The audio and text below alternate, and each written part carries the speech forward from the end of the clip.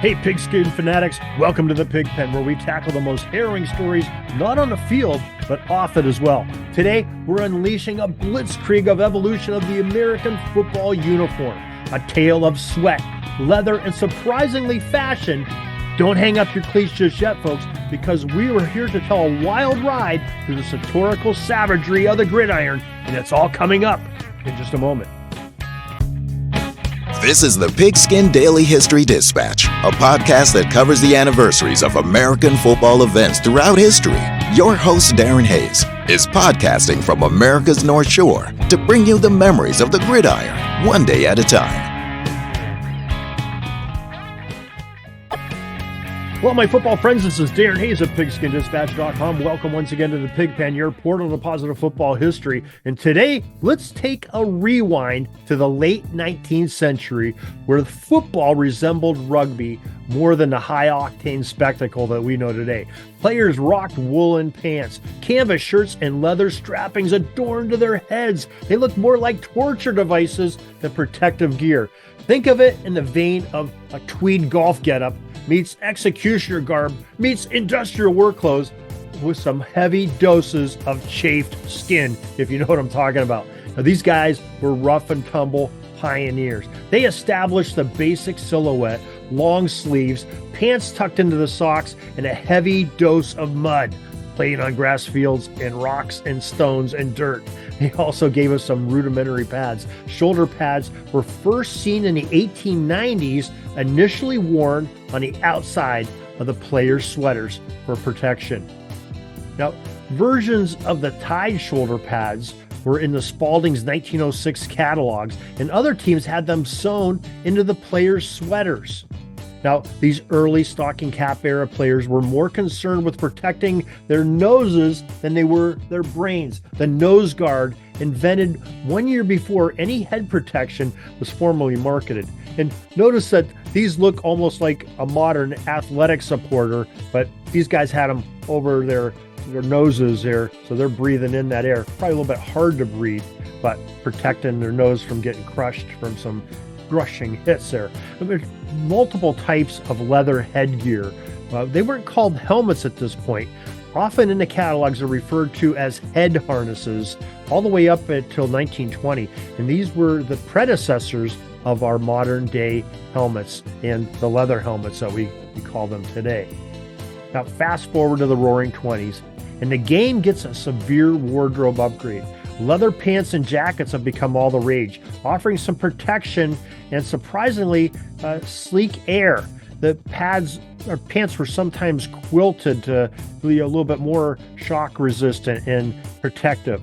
Decorative friction strips were so popular in the 1920s that teams placed them in patterns on their jerseys, not only for the aesthetic purpose, but to also help the runners hang onto the ball. You can see these friction strips, vertical stripes, horizontal stripes, but they're strips of friction type grabbing material. Now, the late 1920s and 1930s are where my friend Timothy P. Brown of footballarchaeology.com refers to as the ugly uniform era. Now, the friction strips and the stripes and a variety of fabrics were used to gain a competitive and aesthetic advantage. Yeah, there was still some canvas used, there was still some wool used, but there was materials like silk and satin used too to be a little bit lighter and try to give that advantage to the athletes that were moving around there on a field. And brought some interesting color schemes and some interesting textures to it as well, leading up to why Tim thinks it's an ugly uniforms.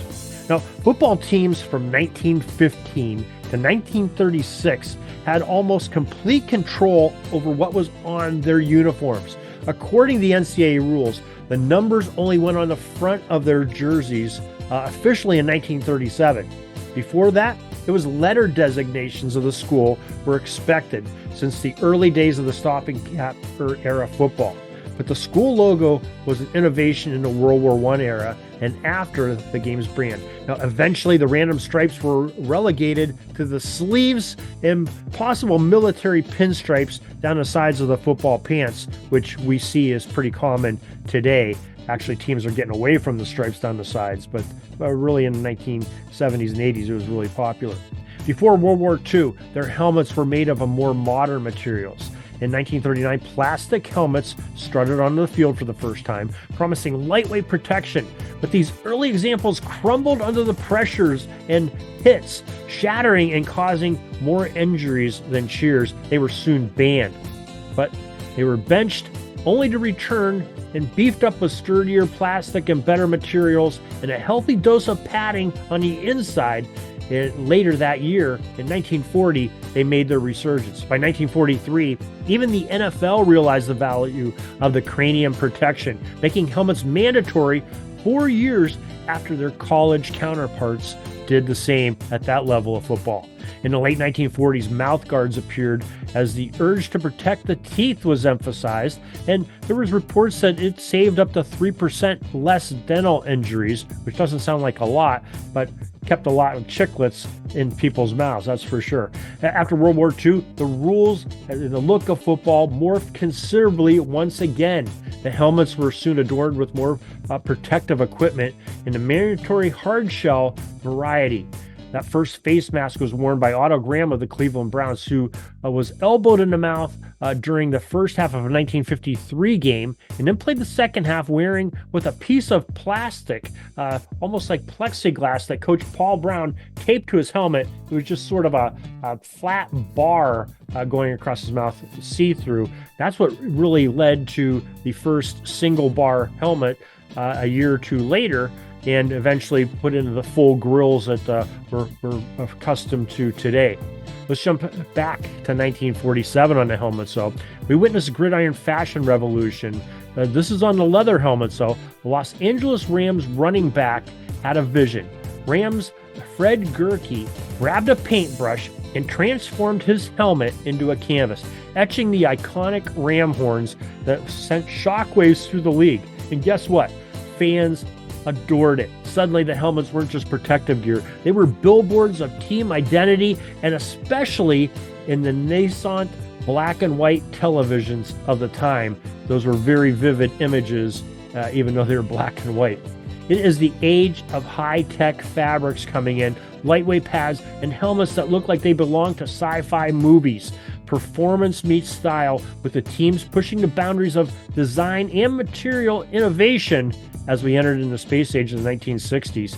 Color TV exploded, and so did the uniform palettes. Teams embraced the dazzling hues, bidding farewell to those old drab jerseys and sweaters. The NFL even introduced a position-based numbering system, making it easier to tell who was throwing the bombs, who was catching them, who was tackling, and who was supposed to be blocking on the line. Big pads and big hits, that running game reigned supreme, and the shoulder pads were morphed into these plastic fortresses in the 1960s and 70s. Think broad, heavy, a moving human rock pile.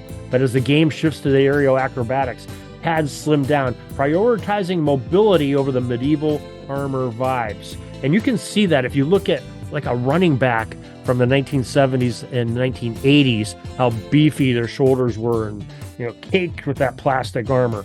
As you go to today, a little bit more slender and sophisticated, but the technology is actually a little bit safer in the plastics and the materials that they use. There was a neck roll rhapsody and its demise from the 1970s through the 90s, where linemen and sport inflatable neck pillows around their backs, hoping this would shield the vulnerable nerves and make it so their head's not twisting and turning so much. But like so many fashion fads and protective gears, evidence mounts against their effectiveness, and eventually the neck rolls were deflated and they disappeared, and you hardly ever see one anymore in today's game. Now, face shields were another fashion that's really come on in the last 25, 30 years. They started off with those clear visors, which many wear. Now, there was a trend where there was like a smoked visor, but as officiating, and in the days of starting to understand concussions and CTE a little bit better, they want to be able to see into the player's eyes with the helmet still on. Make sure their eyes aren't glazed over or rolling. Those smoked visors sort of permitted or de-permitted that visibility from an official or a doctor looking into that eye. So we want the medical personnel to be able to identify that. The clear visors, it helps the player see a little bit better too. And if they're having a little bit of trouble with the sun, well, put a little bit of the sunblock under that you see them been wearing for years. And sit here and think about some of the things that players have done over the years. How about the 1970s with the stickum? The stickum let you have that dexterity and tactness of your hands to catch the balls better. Illegal substance now, but players would take and smear it on the side of their helmet. They could reach up there and grab a piece and make their hands tacky before the next play. This was very famous in the 1970s NFL. So there you have it, folks. It's a brief history. We've really shuffled through American football's uniform, the journey from the muddy wool to space-age spandex, and a story of sweat, innovation, and even fashion. And remember, on the gridiron, it's not just about the touchdowns. It's about the spectacle and those uniforms, and all their bizarre and beautiful glory play a massive role in creating that magic. Those uniforms are really iconic and really establish who you are supporting. And fans in the stands are now wearing the jerseys, supporting their teams and their favorite players. And it's all such a beautiful thing. And it's spreading to all sports, which is really awesome and really incredible. It's a great thing. Now, we have more details on many of these items, including a lot in Pigskin Dispatch, a lot that we've talked over with Timothy B. Brown on Football Archaeology on the helmets and the jerseys and friction pads and shoulder pads. So make sure you check out some of those great things on pigskindispatch.com, and we'll have some more videos on that. And hope you enjoyed this video and the images. If you would, please subscribe to our channel if you like it, and tell your friends about it, because we'd love to talk more football history with you next time. So till that time, have a great gridiron day. Peeking up at the clock, the time's running down. We're going to go into victory formation, take a knee, and let this baby run out. Thanks for joining us. We'll see you back tomorrow for the next podcast. We invite you to check out our website, pigskindispatch.com, not only to see the daily football history, but to experience positive football with our many articles on the good people of the game, as well as our own football comic strip, Cleat Marks Comics.